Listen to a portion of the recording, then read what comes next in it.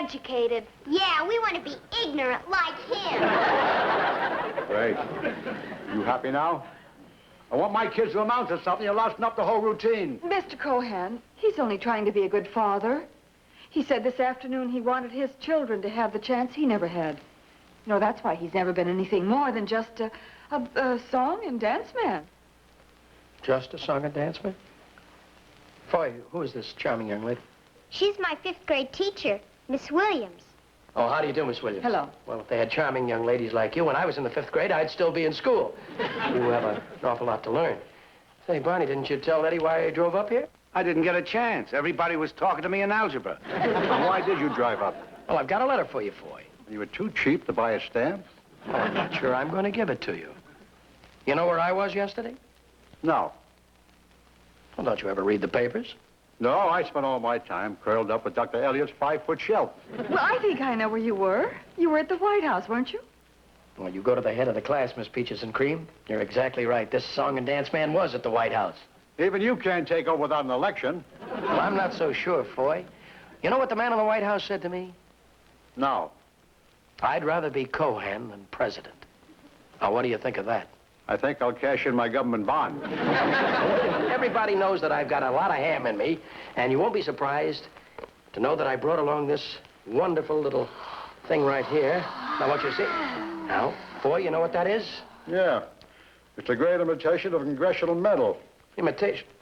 Well, if this is a phony, you're cheating yourself because I told the president that it should be half yours. What for? I forgot to ask him. Look, Foy, did they ever teach you to read? No. Only to check my billing. Maybe you better read this from the White House.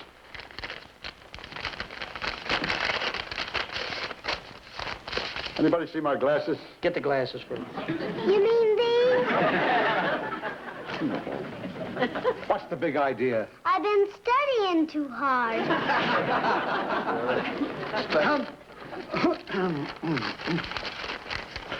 Dear Mr. Foy, many months ago, when we were in the midst of a great war to save democracy, I was at a Bond rally at Madison Square Garden when I saw the worst act in the history of vaudeville, Eddie Foy and the 7 Little Foys.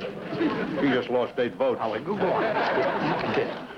Mr. Cohan has reminded me that you were singing one of his great songs. At the time, I didn't recognize it. I don't have to be insulted by the Democrats. Wait a minute. Let me continue, will you, please? Let's see. It says here, the performance of your children was so terrible that I laughed more heartily than I had in years. The awful burdens of this office were lightened immeasurably. We need more like you. Personally, I think 7 are enough. Well, what else does the president say?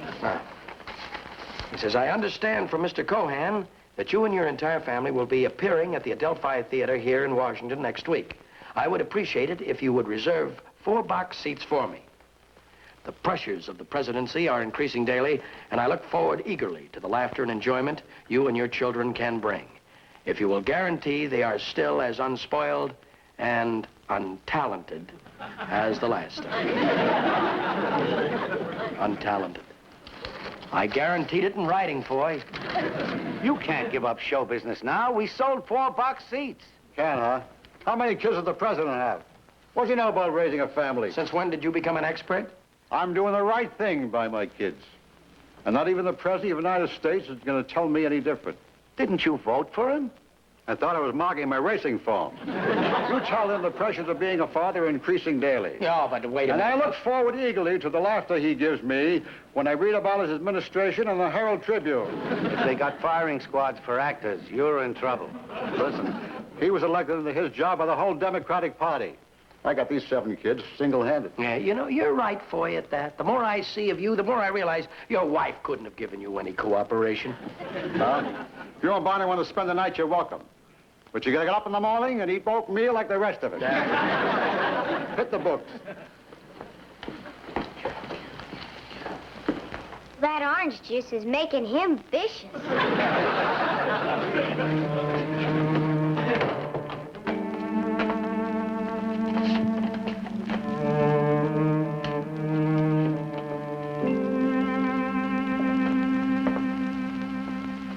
Mr. Foy, Yeah? why were you so angry at the President of the United States I'm angry at the world. Why should he be an exception? Well, why are you angry at the world, then? I don't like the way they're running it. Well, how would you suggest changing it? Well, in the first place, I wouldn't take a guy like me and give him 7 children. And then take away the reason he had them.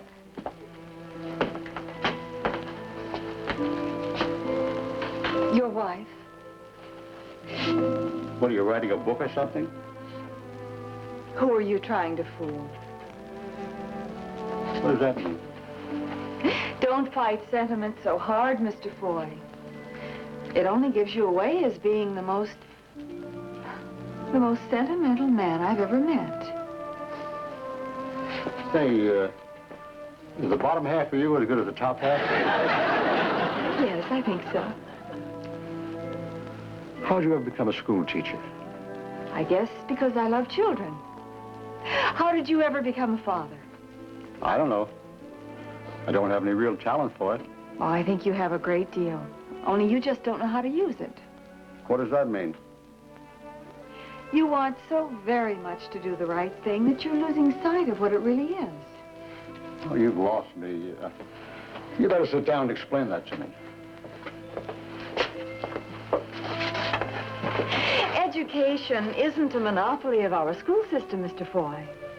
Once a child has learned to read and write, add and subtract, he might get even a greater education through travel, through meeting new people, through seeing new places, reading new books.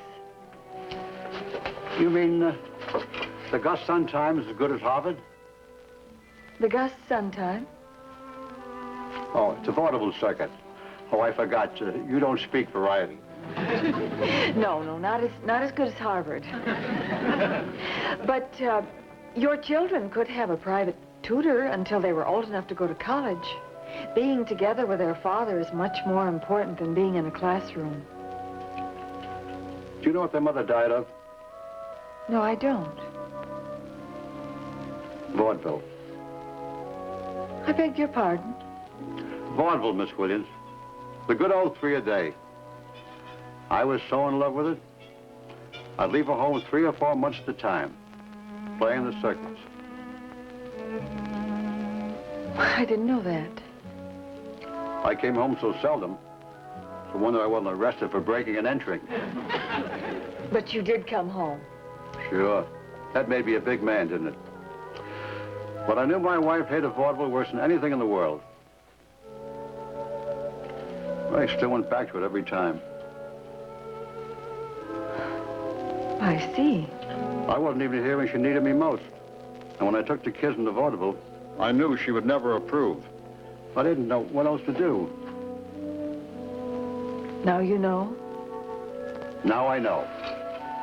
Not you, or the president, or George Cohan is going to make me change my mind. Well, happy 5th grade, Miss Williams. And thanks for caring. Nice try. Thank you for caring, Mr. Foy. Will I see you again? Sure. Catch me on the Gus Sun Time as a single.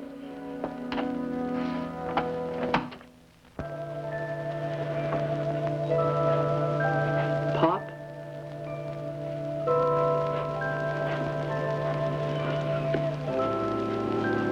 Pop? Hmm?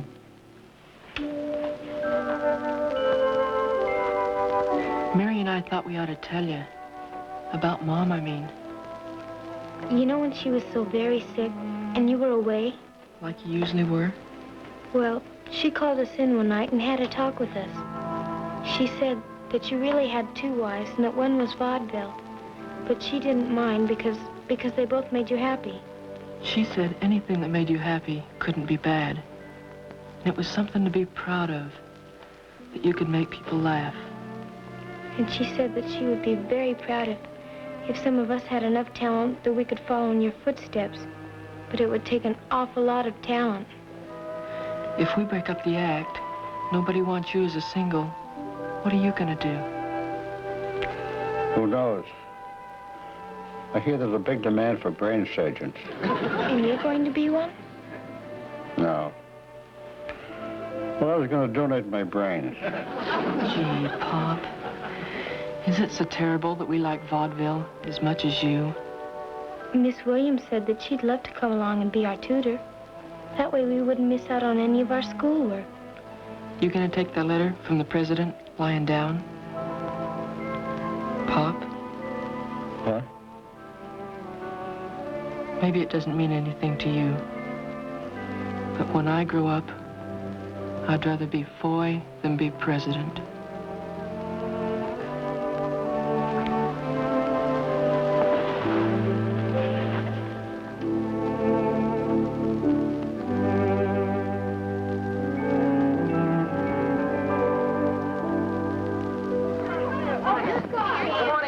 Charlie. Good morning. Bridie. Oatmeal. Madeline. Hold it. What do you think you're doing? We're getting ready for school. School? We open in Washington in a week. Come on. Everybody in the living room for rehearsal. Come on. Come on, Charlie. Sorry, Madeline. Come on. Get down the other end there, Evie. You cannot do this. Besides, they have no talent. Even the President of the United States says so. Yeah? Just because a guy gets to be president, all of a sudden he's a critic. Do I tell him how to run the government? Usually twice a day. Shut up! We'll show them. You're Foys, aren't you? There must be something you can do. Sure, there's something you can do. How about a beer drinking contest? Oh, say, Cohan, what was the number we did in the Bond Rally? We'll rehearse all week. Clara, go to the piano. The children must go to school. I refuse. You had the world's longest run as an unpaying guest. Don't louse it up. Look, Foy, if you're going to do one of my numbers, I insist I do it with you for self-defense. You got enough courage to stand in front of this family? I won the congressional medal, didn't I? Yeah. Well, today you're going to earn it. Yeah, well, you'll be begging for oxygen before I'm through with you. Come on, kids, sit down and learn something. Come on, get in your places now. Yeah, right. Clara, hit us with that great George M. Cohan melody, Marry. And play it loud so they can hear it in the box seats.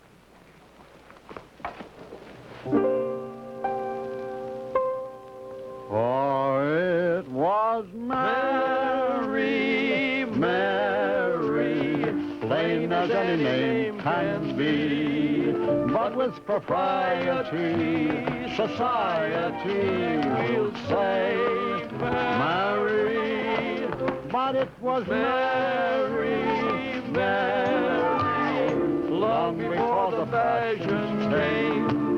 And there is something there that sounds so square, it's a grand old name. I'm a Yankee Doodle dandy, Yankee Doodle do or die. I'm a real live nephew of my Uncle Sam, say I was born on the 4th of July. I've got me a Yankee Doodle sweetheart, she's my Yankee Doodle joy.